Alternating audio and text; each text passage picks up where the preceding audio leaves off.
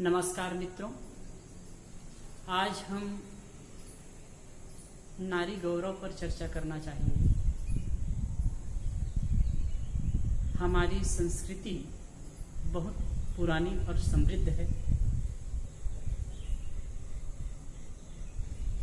हमारी संस्कृति में, परंपरा में नारियों को देवी का स्थान दिया गया है, पूज्य और आदरणीय माना गया है।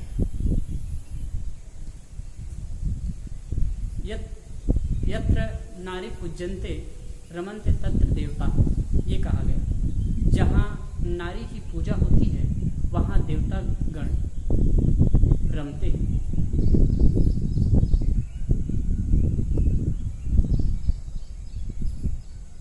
और शायद इसीलिए अर्धनारीश्वर भगवान की कल्पना भी की गई।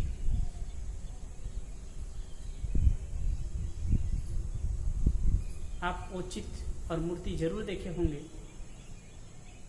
जिसका आधा अंग नारी का है, आधा अंग पुरुष का है। ये भावात्मक है, ऐसा हुआ होगा ये नहीं कहा जा सकता, लेकिन वास्तव में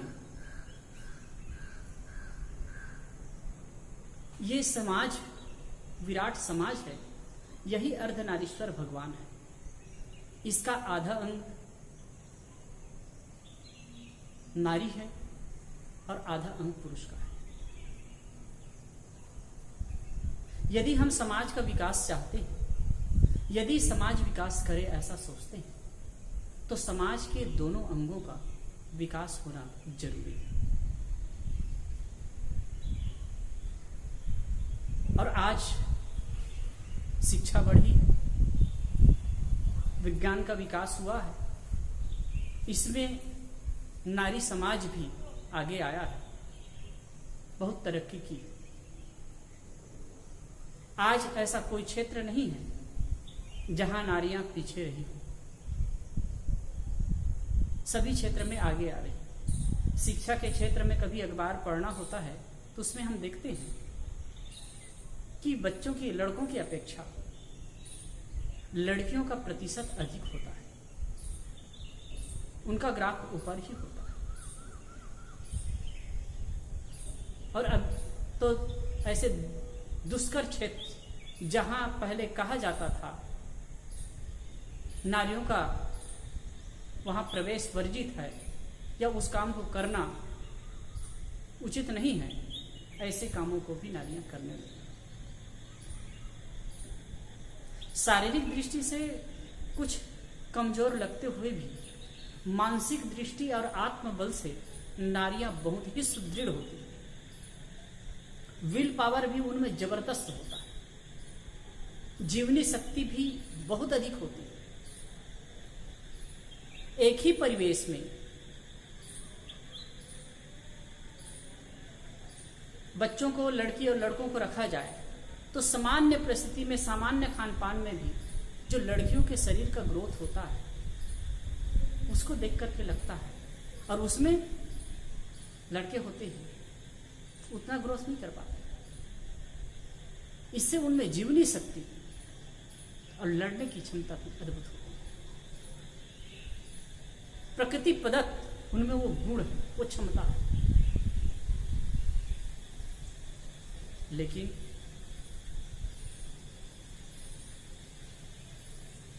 आज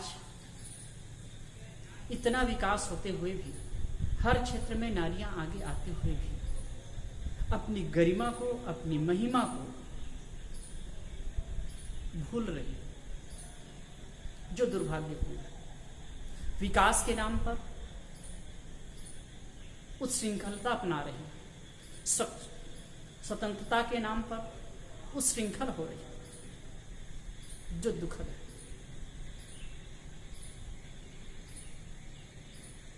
बेहुदा वस्त्रों को पहनना, अंग प्रदर्शन करना, नाना प्रकार के साज सौंदर्य में पढ़ करके अपना समय, शक्ति और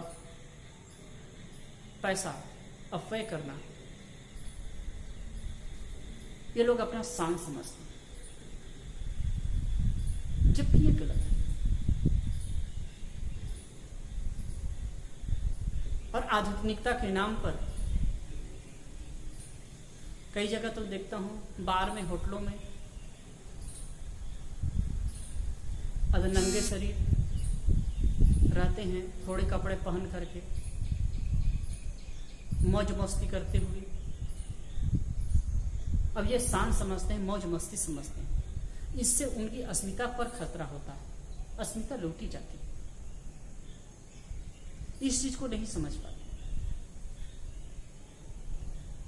व्हाट्सएप, फेसबुक और माध्यम से लोगों से संपर्क में आते हैं और धीरे धीरे थोड़ी चिकनी चुपड़ी बातों में पढ़ करके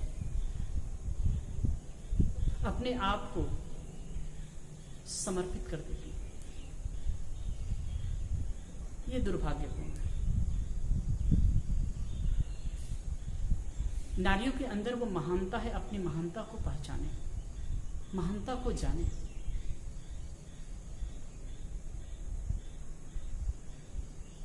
आपकी महिमा अद्भुत है। देखिए, आप भगवान के नाम लेते हैं, किसी के नाम लेते हैं, तो पहले नारी का नाम आता है। यदि नारी अपनी गरिमा को न समझे, यदि नारी अपनी गरिमा को न स्वीकारे, तो कौन उसे मान करेगा? आप उस श्रृंखल होकर के चलते हैं, अंग प्रदर्शन करते हैं और बाह्य सौंदर्य प्रसाधन में लग करके अपना समय शक्ति नष्ट करते हैं और गलत आदर्श प्रस्तुत करते हैं। ये उचित नहीं है। आपका सौंदर्य आंतरिक गुणों से, आंतरिक शक्ति को जागृत करें। बाहर का सौंदर्य तो कुछ क्षण में समाप्त हो जाने वाला है, लेकिन आंतरिक सौंदर्य, आंतरिक गरिमा, उसको बढ़ाइए, वीर बनिए, अपने व्यक्तित्व को इतना विशाल और महान बनाइए कि कोई आप पर उंगली न उठा सके, कोई आपको कुदृष्टि से न देख सके। आप इस परंपरा के, गौरवशाली परंपरा के इतिहास को याद कीजिए। दुर्गाबाई, लक्ष्मीबाई, मीरा, सीता, गार्गी, मैत्रेयी और भी नाना प्रकार की स्त्रियां हुई, जिन्होंने अपनी गरिमा से, अपनी विद्वता से, अपनी वीरता से, अपनी महानता से हजारों को झुकाया, एक आदर्श कायम किया, इतिहास के पन्नों में अपना नाम अंकित किया।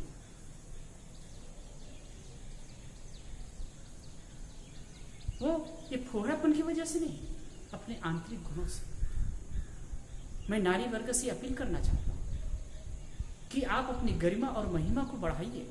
आप आधुनिक शिक्षा ग्रहण कर रहे हैं, ये बात ठीक है। आप स्वतंत्रता चाहते हैं, ये बात ठीक है। लेकिन स्वतंत्रता और शिक्षा के नाम पर जो पश्चिमी सभ्यता का अंधानुकरण कर रहे हैं, जो बेहुदापन कर रहे हैं, ये दुखद है और आपको ये गर्त में ले जाएगा। इससे न आपको आगे चल करके संतुष्टि मिल सकती है और न समाज के लिए कोई आदर्श स्थापित हो सकता है। आप सब समझिए अपनी गरिमा और महिमा। मैं आप सबसे अपील करना चाहता हूं, नारी मात्र से अपील करना चाहता हूं, आप महान हैं। कहते हैं जननी जन्मभूमि जनानी च जनार्दन, जन का पंचमय जकारा पंच दुर्लभ। जननी माता का पिता से भी ज्यादा स्थान होता है, श्रेष्ठ स्थान।